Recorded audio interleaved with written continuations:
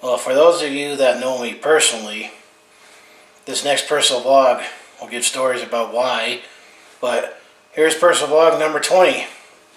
Why the Border Collie is my favorite dog breed. I mean, for obvious reasons why the Border Collie is my favorite dog breed, because that happened to be the dog breed that I grew up with the family dog here. I mean, the first one we had, his name was Titan, and he definitely was a, special dog, and that's forever in my memories here. And he lived to be over 12 and a half years old. I definitely had that tough lesson when I was turning 10 that dogs, age a lot faster than humans, but eventually he was put down there, which, I mean, I was definitely up to date. Been the toughest death that I've taken in my life, but, before then, I mean, you had to wonder, leading up to that, why he wasn't as active as he used to be, and then I realized he was equivalent to like someone who was over in their 80s there. But before that, I mean, Titan definitely had great memories with all the, times growing up and all the times that, you play with him. Even all the times that I still kind of cherish, back in the day when, I always like to say when I had the energy of a Border Collie when I was younger there, when you were forced to go to bed early and school started early, but then it wasn't as long as a work day now. But there were definitely a lot of times that, you get up in the middle of the night, go to the bathroom, and there was Titan there in the kitchen. He was half awake. I was half awake, so, played with him. Of course, being a little kid, sometimes you tease the dog, or, this game, like, looking back, I called it the growling threshold game, where, I'm half awake, he's half awake. It's kind of funny and creepy at the same time to, hear a dog growling when he's half asleep. You're just single. And it gradually gets louder and louder if you don't stop what's causing the growling. But then if you stop, it's still growling, but it got quieter and quieter and quieter. Eventually, till it's the point where it's quiet like a steam kettle, or a whistling, steam tea kettle, where it gradually gets quieter as it stops boiling. But then the funny part is if when he breaks, he bites you, but he doesn't. But it's not with effort. It's just like, those are definitely the best memories he had, night there. But he definitely was a great family dog. Especially his birthday happened to be on Christmas Day there, so he definitely took part in gift giving. And he always had this big bone there that he definitely enjoyed and chewed away and put a bow on the dog just to be funny. And also the fact that, it's always great to go on vacation, but we left him behind and had our family members look at him. But, it was always the one thing that softened the downer of coming back from vacation, was wondering what Titan's reaction was going to be when we got back home. And I remember at the time at the house, we had a main door that had a frosted window there. It wasn't a full door. And then you obviously had the screen door there, but, it was enough where you could see Titan coming up, and he was all excited that we got back home from holidays there. And, that was definitely all the memories out of Titan, playing fetch. It was just a good family dog, and he was very friendly too. He definitely always had friends with sometimes the meter guy, or suddenly he wants to play games. He's the kind of dog that he would pick up a ball, and if you happen to be walking by and you've had time, he want you to pet him, or he'll pick up a ball and just put it over the fence there and wants you to throw it back. So you're kind of unintentionally playing fetch with him, and he's definitely was a fun dog there. And that was definitely the breed I grew up with, and you know, I mean, that was the first dog we had, and you know, rest in peace for Titan there, and still have fond memories of him. And then we decided a couple years later we got another border collie here, but this one I think he was a little too aggressive and a little too crazy for us. That I mean, we had him as a puppy, and he was definitely very energetic but very aggressive. And we named this one Dave, because that was my favorite name that you know, Dad had at the time. And how many dogs do you name Dave? I mean, Titan was named.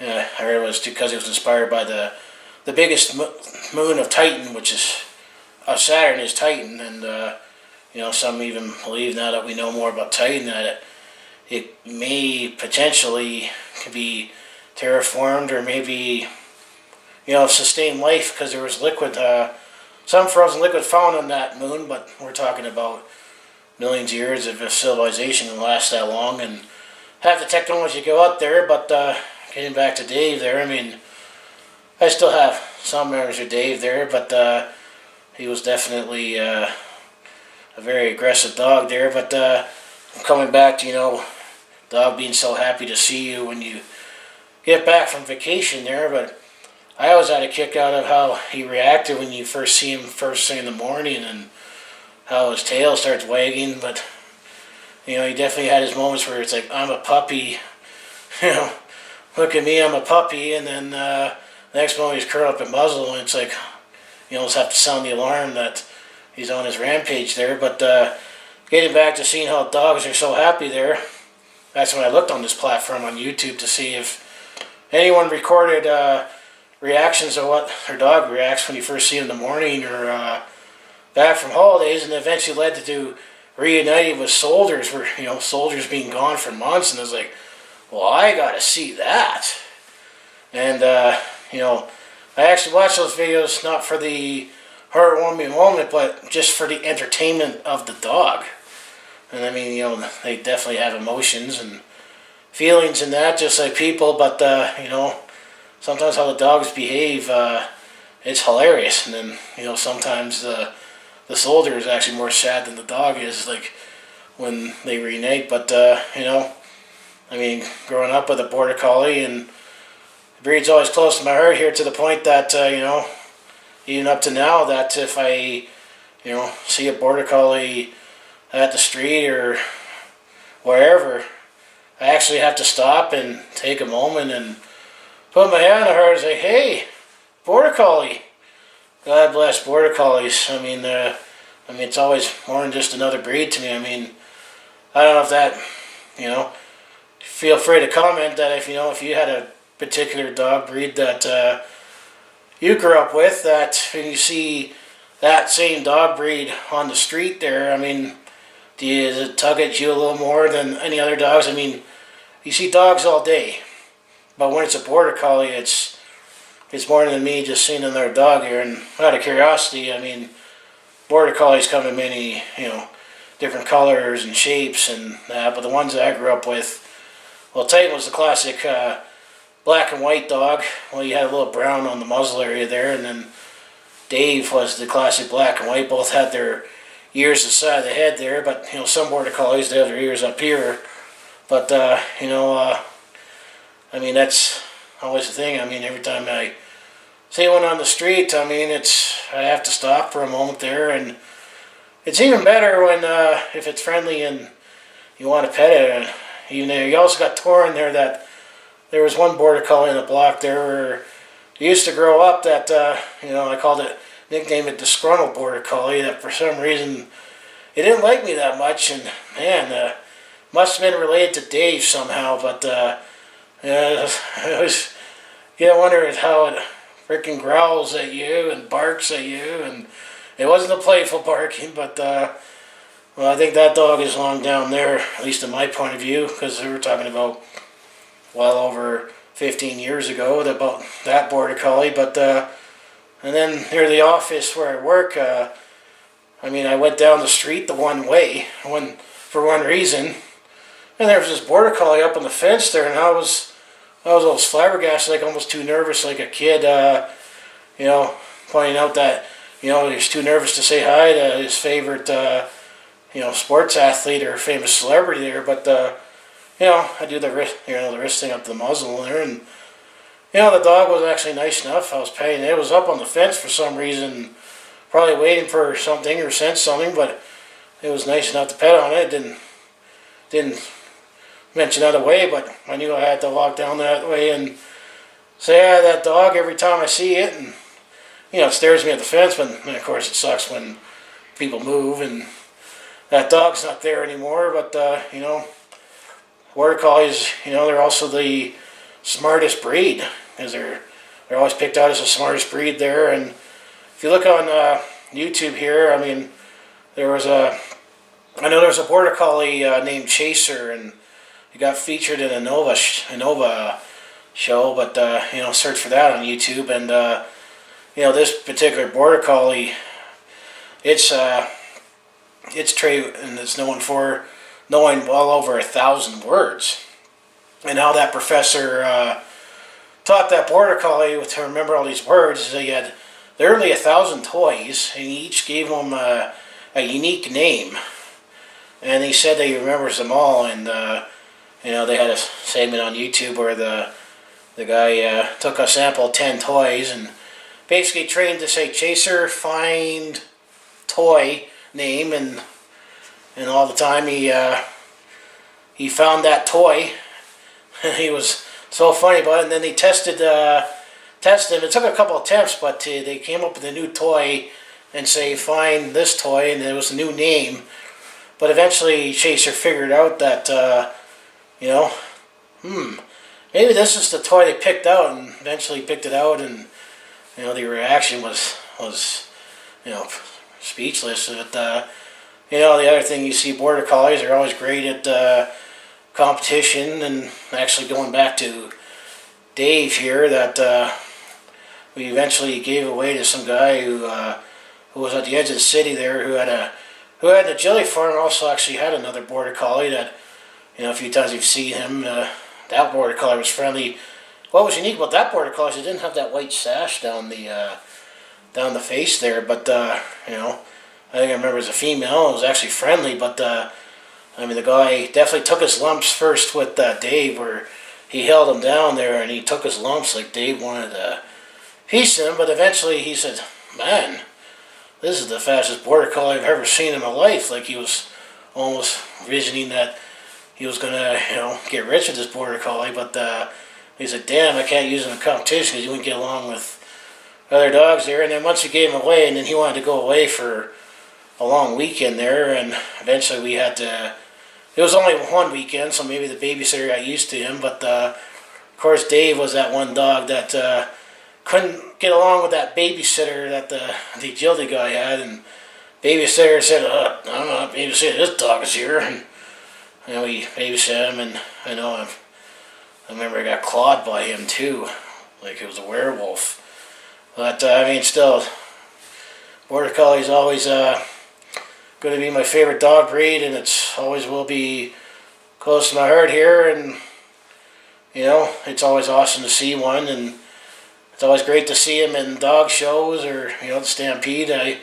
You know, it's always great to see them all, and it's amazing what they do and how fast they run. And I mean, of course, people ask me, well, if you like them so much, how come you don't get one? Well, I don't have the schedule or lifestyle for one, and I live in an apartment here. It's not like I can just decide to go out and get a pet. And now I have a pet, because, I mean, when you live in a condo, you need to get prior approval. But it's just not going to work with my apartment here. And you know, eventually it'll look like a war zone, because Border Collies are one of those dogs that, you know, you need to stimulate them and keep them energized all the time. And, you know, I'm in my mid-30s here, getting close to my 40s here, where he definitely is getting those subtle signs that I don't have the energy of a Border Collie anymore. And, you know, or any dog, but, you know, I just don't have the big space for it, and I don't live in the farm out in the middle of nowhere, where those are ideal situations for Border Collies. But, you know, it's still always easier to enjoy other people's dogs, because you know, you don't have to worry about taking care of it, you know, cleaning up after them, feeding them, all that wonderful stuff. I mean, all I like to say to people is make sure you adopt them and realize that it's a long-term commitment for you know, to have a dog. It's not just a gift you can give them at Christmas time or Easter, and then when it's not cute anymore, you take them to the pound. I mean, that, I think I'm a responsible pet owner that way by not having the pet myself. But you know, that's too many problems that people have is you know, they give us gifts and you know that doesn't fit their lifestyle. It's like, oh, I can't have it anymore. But you know, I mean, Border Collies are an amazing dog breed. They're always the smartest dog breed, and you know, they look pretty good too. They look dandy too. I mean, they come in all sorts of color, but classic black and white, that's definitely what they're sucker for. But I need to see more Border Collies. Where are you people? You know, it's even awesome when you just see one driving by. I mean, I seem to see more of them when I'm obviously out of the city here, but you know, I always cherish my moments when they come here. So, I mean, that's why the Border Collie will always be my favorite dog breed, and it'll always be more than just another dog when I see one. So anyway, if you enjoy everything I do on my YouTube channel, just make sure you hit like, subscribe, and follow along here. And this was personal blog number 20, and as I always say, I'll see you in the next video.